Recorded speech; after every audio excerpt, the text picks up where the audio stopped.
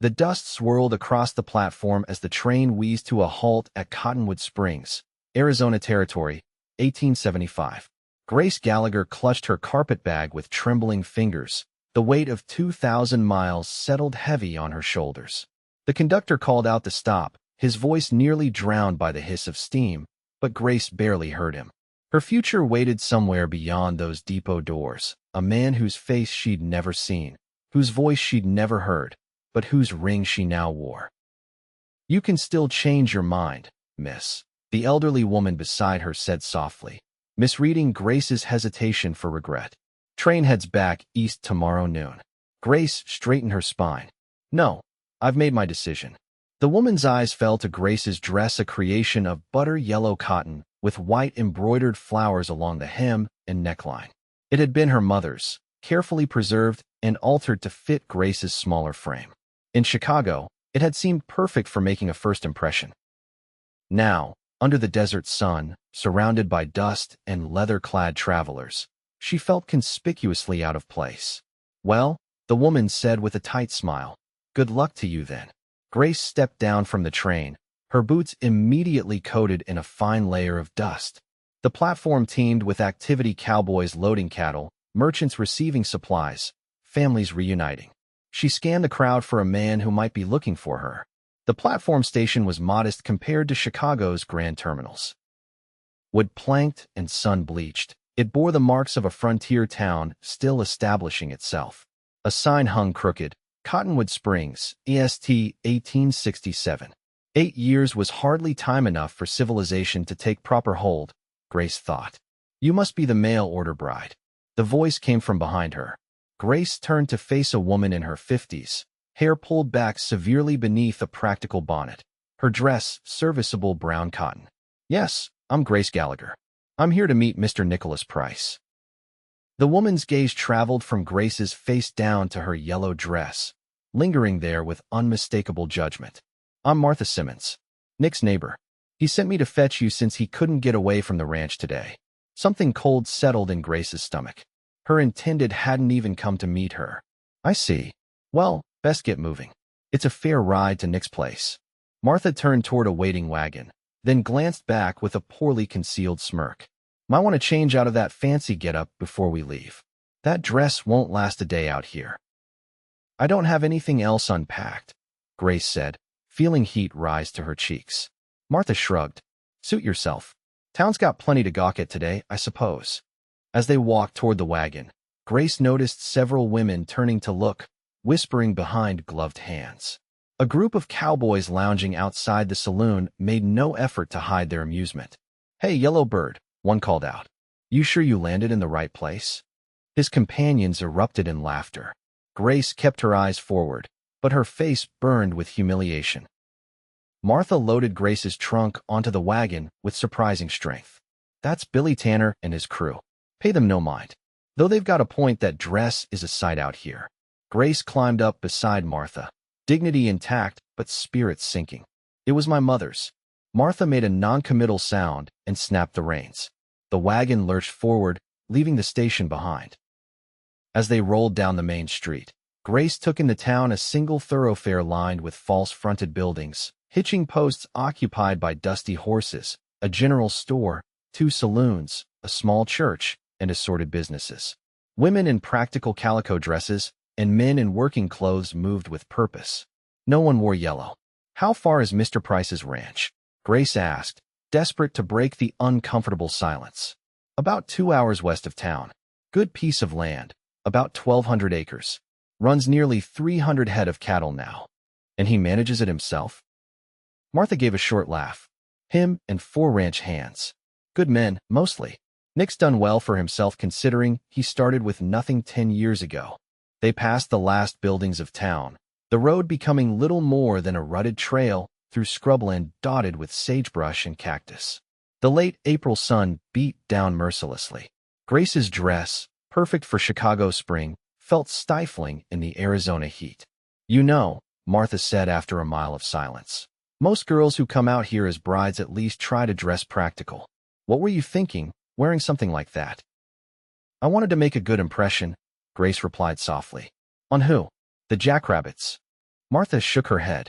Out here, practical is what impresses folks. That dress says you don't know the first thing about ranch life. I can learn, Grace said, defiance creeping into her voice. You'll have to. Nick needs a partner, not a porcelain doll. Martha's tone softened slightly. For what it's worth, I hope you're up to it. Nick's a good man who deserves happiness. The wagon crested a rise, and the landscape changed dramatically. The barren scrubland gave way to rolling grasslands, broken by stands of cottonwood and pine. In the distance, mountains rose blue-purple against the sky. That's Prescott National Forest to the west, Martha explained. Nick's place backs right up to it. Good water access, which makes all the difference out here. As the land grew greener, Grace's spirits lifted slightly. The beauty of the landscape was undeniable, wild in a way Chicago could never be. Perhaps she could find a place here after all. They passed 2 more wagons and a rider, each traveler eyeing Grace's dress with undisguised curiosity or amusement. Grace kept her head high, but the weight of their judgment pressed on her. What made you answer Nick's advertisement? Martha asked abruptly. Grace considered her answer carefully. I was working as a seamstress in Chicago. My parents died of influenza 2 winters ago. The city held nothing for me anymore. Martha nodded. And Nick? What did his letter say that convinced you? He wrote honestly about his life, his land, what he was looking for in a wife. He didn't make grand promises, just offered a partnership. Grace smiled slightly. And he has beautiful handwriting. Martha laughed, a genuine sound that transformed her stern face. That he does. His mother was a schoolteacher before she married. Made sure her boy knew his letters proper. The wagon rolled on as the afternoon stretched toward evening. Finally, Martha pointed ahead. There. That's Price land starting at that fence line. The property was marked by sturdy post and rail fencing. Beyond it, cattle grazed on green pasture. A creek wound through the land, lined with cottonwoods that gave the town its name. After another 20 minutes, a ranch house came into view, a substantial 2-story structure of weathered wood with a wide porch wrapped around the front. A large barn stood nearby, along with several outbuildings. Smoke rose from the chimney. Home sweet home, Martha said, pulling the wagon to a stop near the porch. Grace's heart hammered in her chest. This was it. The culmination of months of correspondence, weeks of travel, a lifetime of decisions leading to this moment. Before she could climb down, the front door opened. A tall man stepped onto the porch, wiping his hands on a cloth. He wore simple clothes, a faded blue shirt, sturdy work pants, and boots that had seen better days. His face was partially shadowed by a wide-brimmed hat, but Grace could make out a strong jaw darkened with stubble. That's him, Martha said unnecessarily. Nicholas Price. Nicholas approached the wagon, his stride confident but not hurried. When he reached them, he removed his hat, revealing thick dark hair and eyes the color of the mountains in the distance. He looked to be in his early 30s, his face weathered by sun and wind, but handsome in a rugged way that made Grace's breath catch. Miss Gallagher, he said, his voice deeper than she had imagined from his letters. Welcome to Arizona. Grace found her voice. Thank you, Mr. Price. He offered his hand to help her down from the wagon. As their fingers touched, she felt a jolt of awareness that she hadn't anticipated. His hands were calloused but gentle, strong but careful with her. When her feet touched the ground, Nicholas didn't immediately release her hand.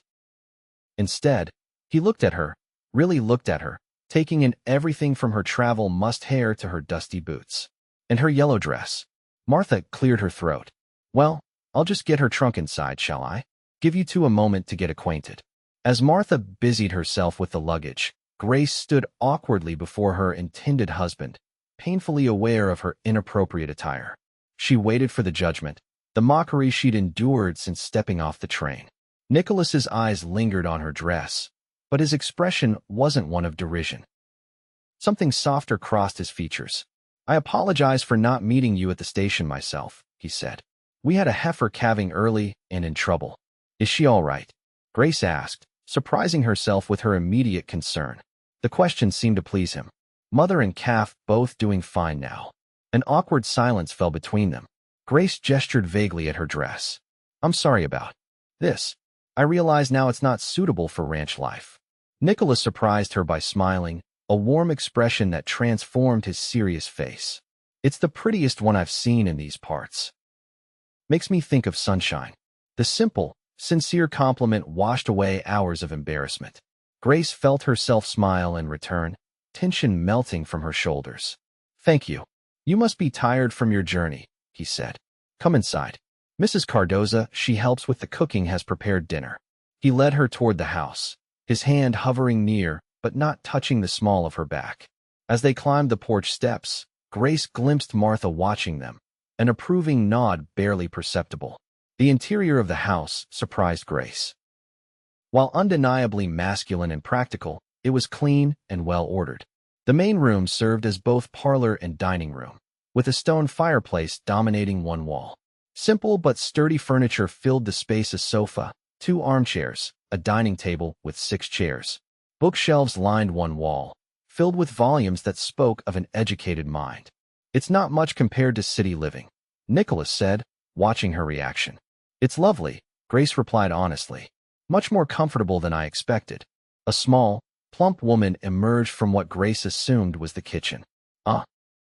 You must be Miss Gallagher. Welcome, welcome. Her accent was distinctly Mexican. This is Mrs. Elena Cardoza, Nicholas introduced. She comes in daily to cook and help with the house. Her husband Miguel works as my foreman. Pleased to meet you, Grace said, extending her hand. Mrs. Cardoza ignored the hand and instead embraced Grace warmly. So pretty, and such a beautiful dress. Like springtime. The genuine enthusiasm in the woman's voice eased more of Grace's anxiety.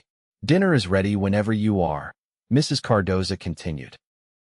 I made my special chicken and dumplings to welcome our new lady. Thank you, Mrs. Cardoza. Perhaps Miss Gallagher would like to freshen up first. Of course, of course. I'll show her to her room. Mrs. Cardoza gestured for Grace to follow her up the stairs. Nicholas cleared his throat. I had a room prepared for you. Until after the wedding. I thought you might want your own space at first.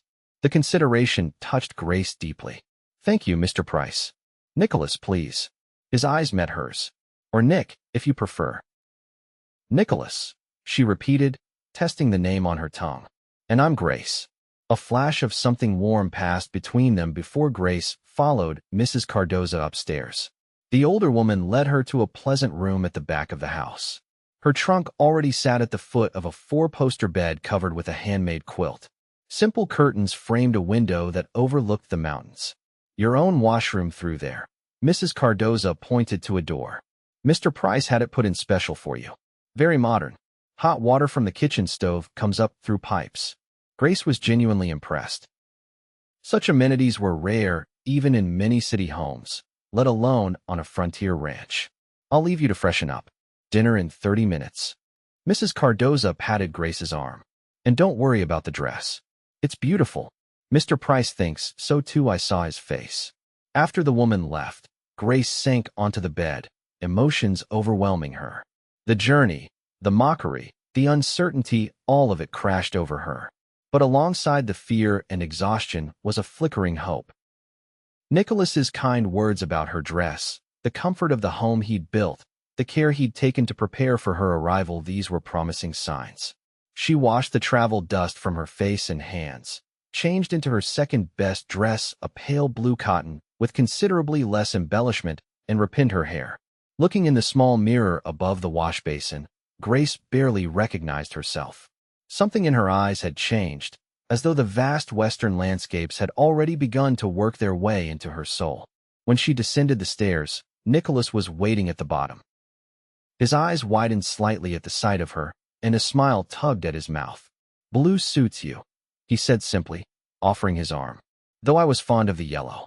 Grace placed her hand on his arm, feeling the solid strength beneath his shirt. The yellow was my mother's.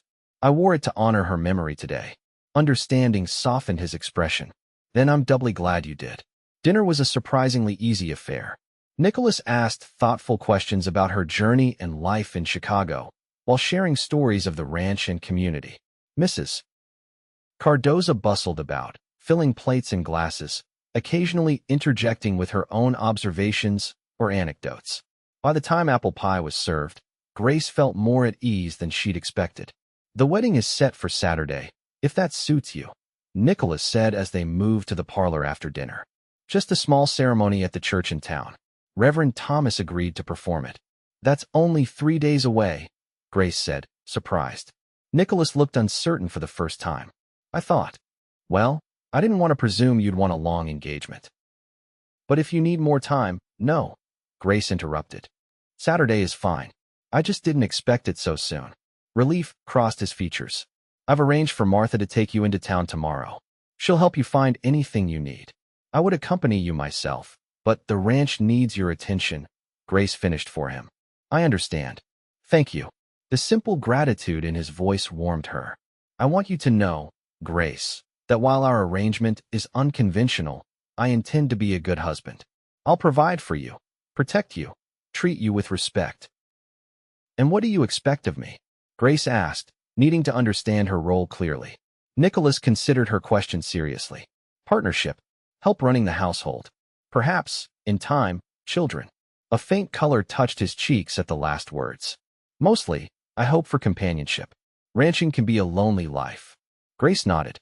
His expectations seemed reasonable, his manner sincere. I think I can provide those things. I hope we'll find happiness together, he added quietly, even if it takes time. As the evening shadows lengthened, Nicholas showed her around the main floor of the house, the kitchen with its cast iron stove and pump sink, a small study with his desk and account books, a pantry well stocked with provisions. Throughout the tour, Grace noted dozens of small touches that spoke of the care he'd taken to make this a home, not merely a place to sleep between workdays. When weariness finally overtook her, Nicholas escorted her back upstairs. At her door, he hesitated, clearly uncertain about the proper farewell. Grace solved his dilemma by extending her hand. Thank you for welcoming me into your home, Nicholas. He took her hand gently. Our home now, Grace. With a slight bow that spoke of an upbringing more refined than his current life suggested, he released her and stepped back. Sleep well. That night, in the unfamiliar bed with the sound of coyotes calling in the distance, Grace reflected on the day's journey. From the mockery at the train station to the unexpected warmth of Nicholas's welcome, it had been a day of contrasts. As sleep claimed her, her last conscious thought was of his face when he'd first seen her in the yellow dress, not judgment, but genuine appreciation. Morning arrived with golden light streaming through her window and the smell of coffee and bacon wafting up from the kitchen. Grace dressed quickly in her most practical dress, a brown calico that had seemed drab in Chicago, but now felt appropriately frontier-like. As she descended the stairs, she heard male voices in conversation. In the kitchen, Nicholas sat at a small table with an older man whose weathered face suggested decades under the Arizona sun. Both men stood when she entered. Grace, this is Miguel Cardoza, my foreman, Nicholas introduced. Miguel, my fiancé, Miss Grace Gallagher. A pleasure, miss, Miguel said, his accent similar to his wife's, but his English flawless. My Elena has talked of nothing else since yesterday. It's nice to meet you, Mr. Cardoza, Grace replied. Coffee, Nicholas offered, pulling out a chair for her. Please. As Nicholas poured the strong brew into a cup, Mrs. Cardoza bustled in from outside, arms full of eggs from the henhouse. Good morning, Miss Gallagher. Did you sleep well? Very well, thank you. Breakfast was a simple but hearty affair of eggs, bacon, and biscuits. Grace observed the easy camaraderie between Nicholas and his foreman as they discussed the day's work, fences needing repair, cattle to be moved to the north pasture, a potential problem with coyotes. It was clear that while Nicholas was the employer, he treated Miguel with respect and valued his opinion. Martha should be here around 9 to take you to town, Nicholas told Grace as the meal concluded. I've arranged credit for you at Franklin's General Store and at Widow Parker's dress shop. Grace felt a rush of gratitude for his thoughtfulness. Thank you. Is there anything you'd like me to pick up while I'm there? The question seemed to please him. Just whatever you need to feel at home here. After breakfast, Nicholas showed her around the immediate grounds, the kitchen garden Mrs. Cardoza tended, the chicken coop, the small orchard of apple and pear trees. They were walking back toward the house when the sound of approaching hooves made them turn. Martha Simmons arrived in a smaller, two-person buggy rather than yesterday's wagon.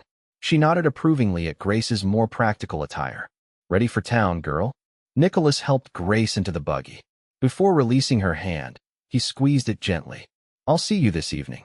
The ride to Cottonwood Springs was considerably more pleasant than the previous day's journey. Martha proved to be a wealth of information about the area and its inhabitants. Town's grown considerably since the Silver Strike in '73, she explained. Not as wild as it was then, thank the Lord. We've got a proper school now, and the church. Even a ladies' aid society, though it's mostly an excuse for gossip. How long have you known Nicholas? Grace asked. Since he arrived in '65, fresh from the war.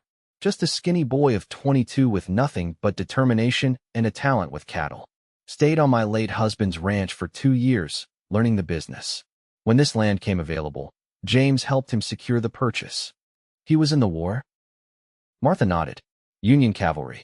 Doesn't talk about it much, but I know he saw some terrible things at Gettysburg. This new piece of Nicholas's history made Grace wonder what other depths lay beneath his quiet exterior. The town looked different in morning light, busier, more purposeful. Martha directed the buggy to a modest building with a sign reading Parker's Dress Shop. Inside, a thin woman with silver-streaked dark hair greeted them warmly. Martha, and this must be Nicholas Price's bride-to-be. Grace Gallagher, meet Sarah Parker, best seamstress this side of Denver, Martha introduced. Pleased to meet you, Mrs. Parker, Grace said. The widow circled Grace with a professional eye. Good posture, nice proportions. I have several ready-made dresses that could be altered to fit by Saturday, and we can order fabric for more. What followed was 2 hours of trying on practical work dresses, a church-appropriate Sunday dress, and even modest nightwear.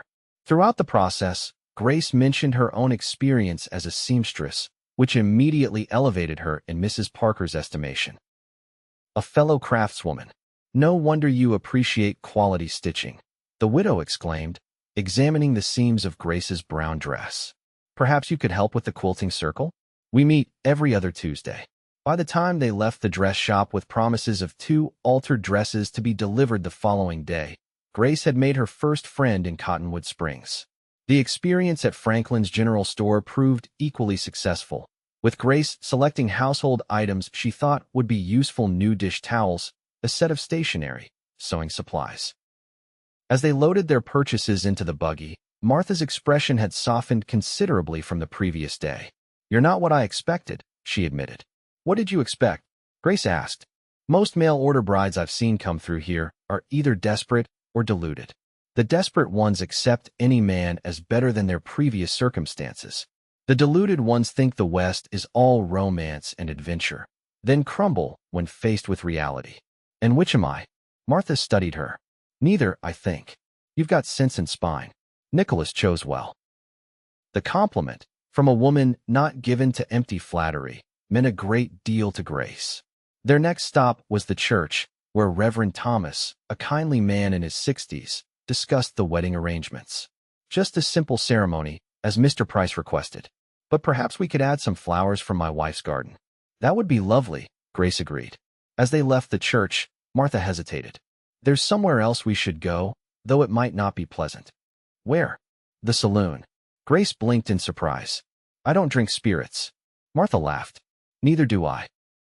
But Billy Tanner and his boys will be there, and it's better to face them now, with me beside you, than alone later. Understanding dawned.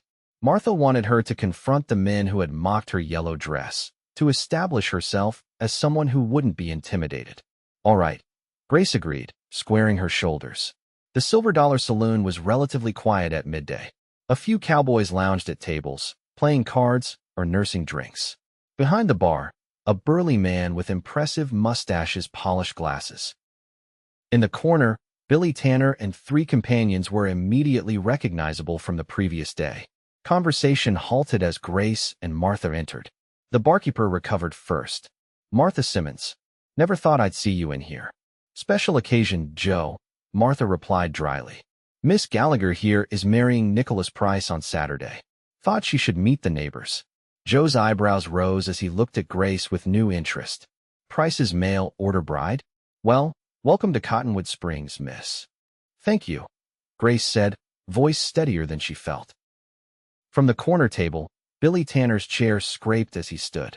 Well, if it ain't the yellow bird. Traded in your fancy plumage, I see. His companion snickered, but Grace detected less malice than the previous day. Moving with a confidence she didn't entirely feel, she approached their table. "Mr. Tanner, I believe? I'm Grace Gallagher. I understand you found my arrival dress amusing." Billy looked disconcerted by her direct approach, just surprised to see something so fine in these parts. "It was my mother's," Grace said simply. "I wore it to honor her memory as I traveled to my new home." The mockery faded from Billy's face, replaced by a flash of shame. "No offense meant, miss. None taken, provided we can start fresh today." Billy nodded, then extended his hand. "Welcome to Arizona, Miss Gallagher." As they shook hands, Grace sensed a shift in the room's atmosphere. She had passed some unspoken test. When they left the saloon, Martha's approval was evident. "Well handled. You've made more progress in one day than most newcomers manage in months." The afternoon sun was lowering as they headed back to the ranch. Grace felt a surprising anticipation at the thought of seeing Nicholas again, of sharing her day's experiences with him. They arrived to find Nicholas and two ranch hands mending a corral fence. At the sight of the buggy, he handed his tools to one of the men and strode to meet them. "How was town?" he asked, helping Grace down. "Productive," she replied, smiling.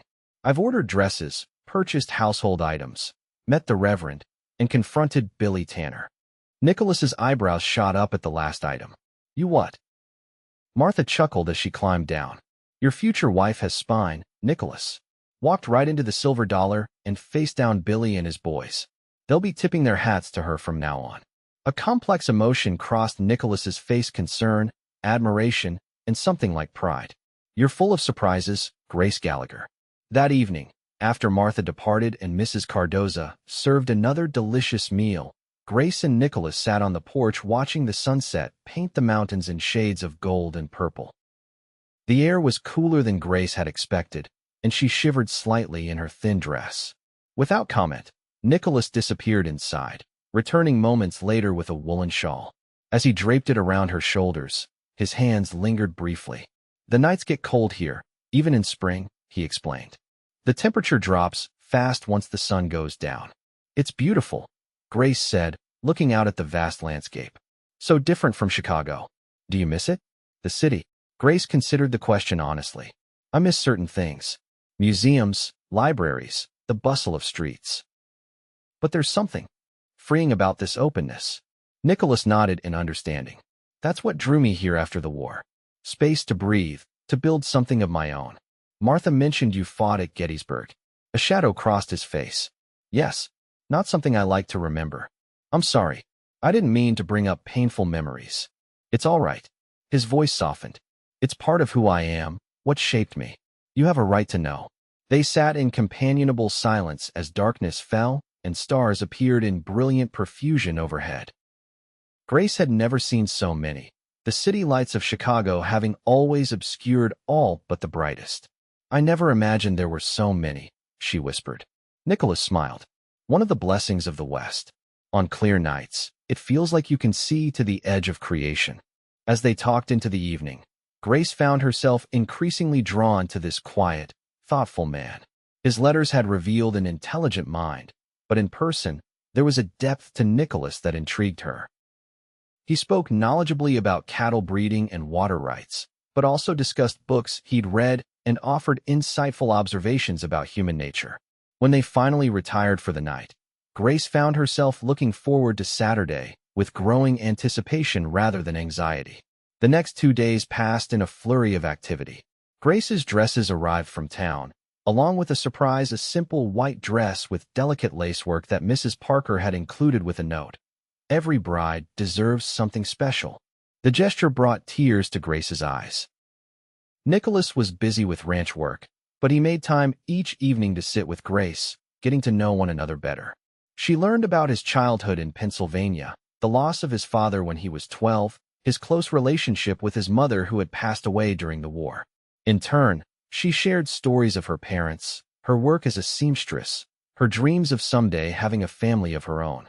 Saturday morning dawned clear and perfect. Mrs. Cardoza arrived early to help Grace prepare, bringing with her a bouquet of wildflowers. "For luck," the older woman said, pressing them into Grace's hands. "And these?"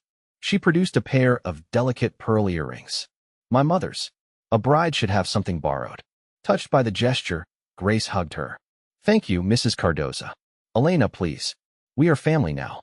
Dressed in the white dress, with her hair arranged simply but elegantly, Grace looked at her reflection and hardly recognized herself.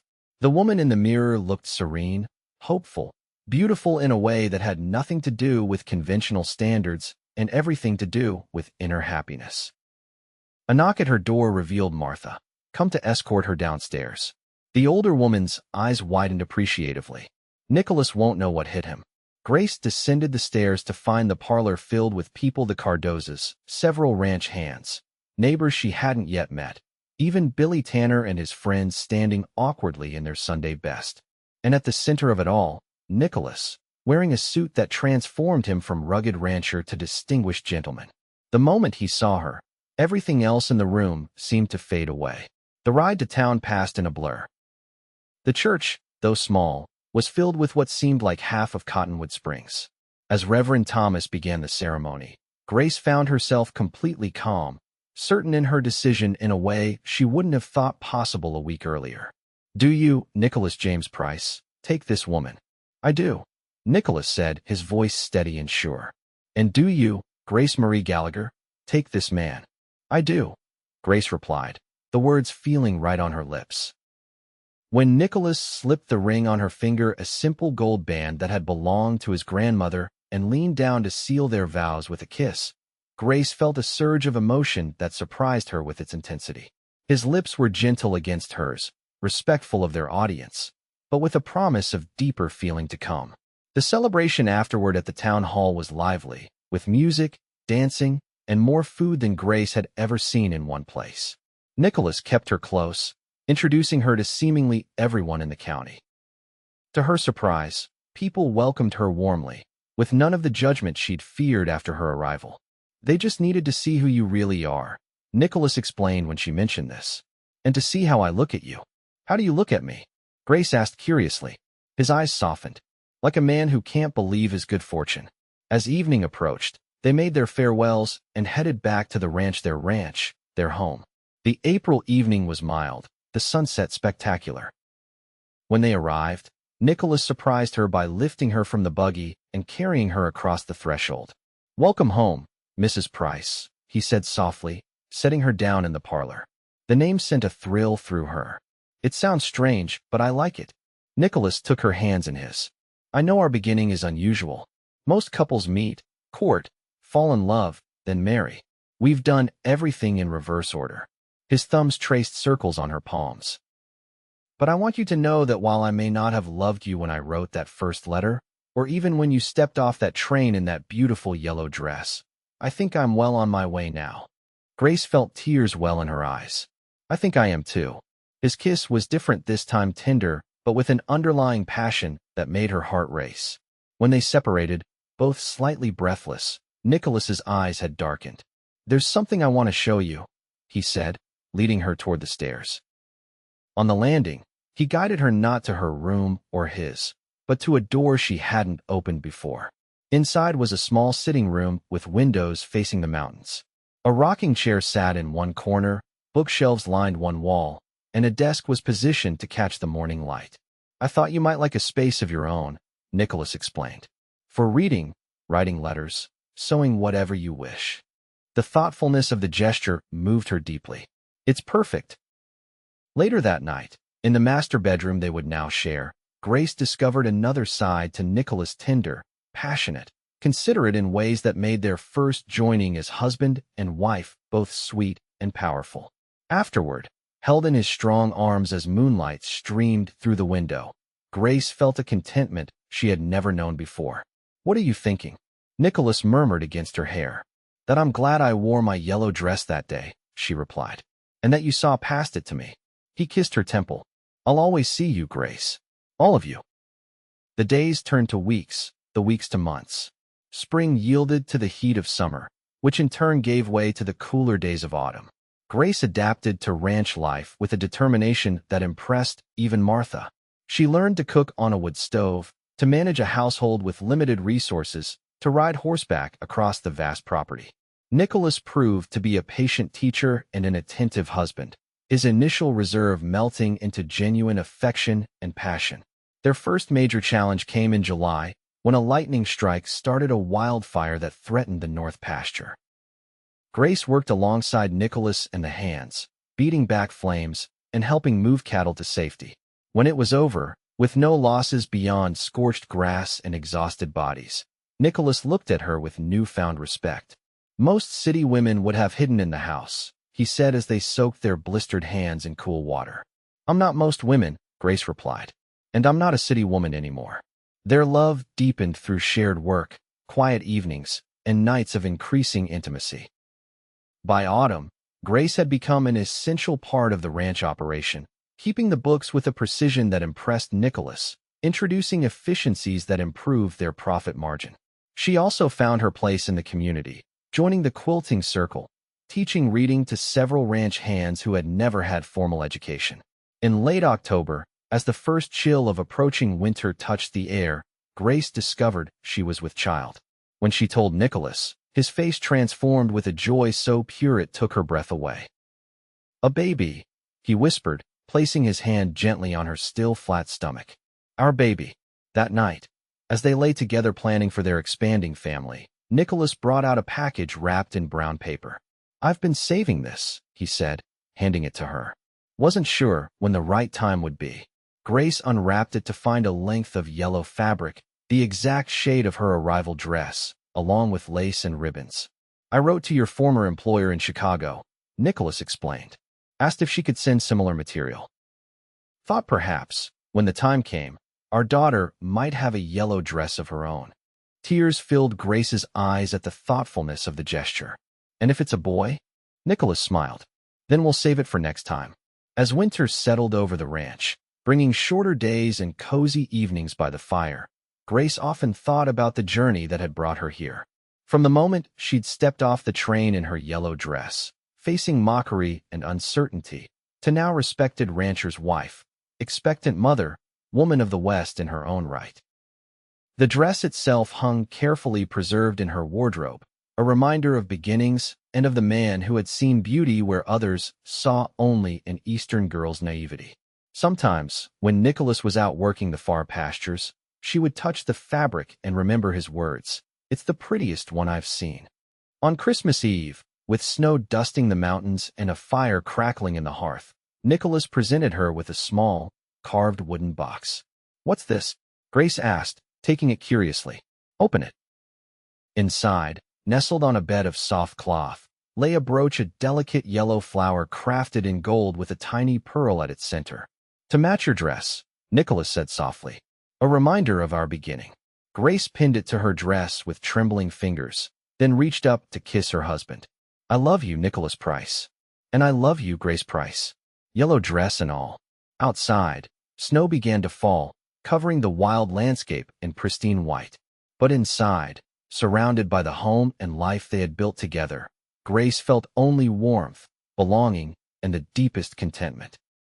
Her journey had led her exactly where she was meant to be, in the arms of a man who had seen beyond appearances to the woman beneath, in a land that had challenged and changed her, to a love that had grown from the most unexpected of beginnings. As Nicholas drew her close before the fire, his hand resting protectively over their growing child, Grace knew with absolute certainty that sometimes the greatest journeys begin with a yellow dress and 7 simple words. "It's the prettiest one I've seen." 5 years later, a little girl with her father's dark hair and her mother's determined spirit twirled across the ranch house porch, her yellow dress catching the last rays of summer sunlight. "Look, Mama, I'm dancing like you taught me." Grace smiled, adjusting the bundle in her arms, their second child, 3-month-old James, named for Nicholas's father. "Beautiful, Ellie," she called to their daughter Eleanor, named for Grace's mother whose dress had started it all. Nicholas appeared from the barn, his face lighting up at the sight of his family. 5 years of ranching had added a few lines to his face, a touch of silver at his temples, but his eyes still held the same warmth when they rested on Grace. "3 beautiful sights to come home to," he said, climbing the porch steps to kiss his wife before taking his son into his arms. "Papa," Ellie rushed to him. "Do you like my dress? Mama made it from the special fabric." Nicholas knelt down, balancing James carefully as he admired his daughter's dress. "It's the prettiest one I've seen," he said, winking at Grace over Ellie's head. The ranch had prospered over the years.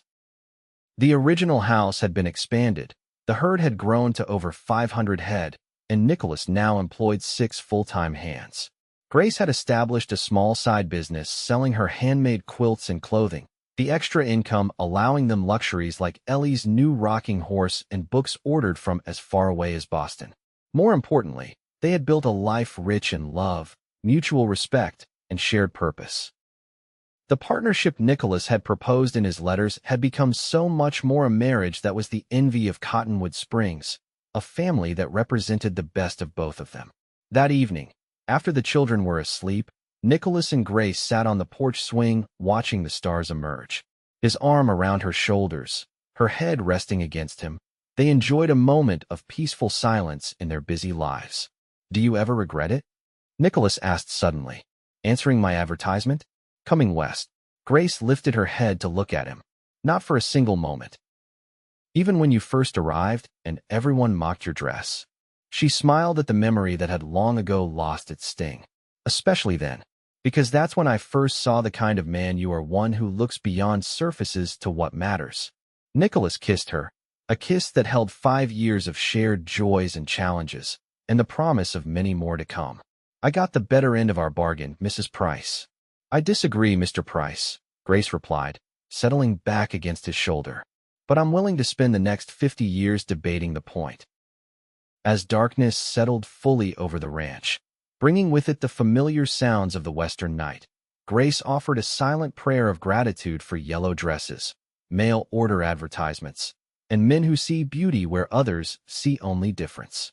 Their beginning might have been unconventional, but their love story had proven to be timeless, as enduring as the mountains that watched over their home, as true as the stars that guided them, as bright as the yellow dress that had started it all.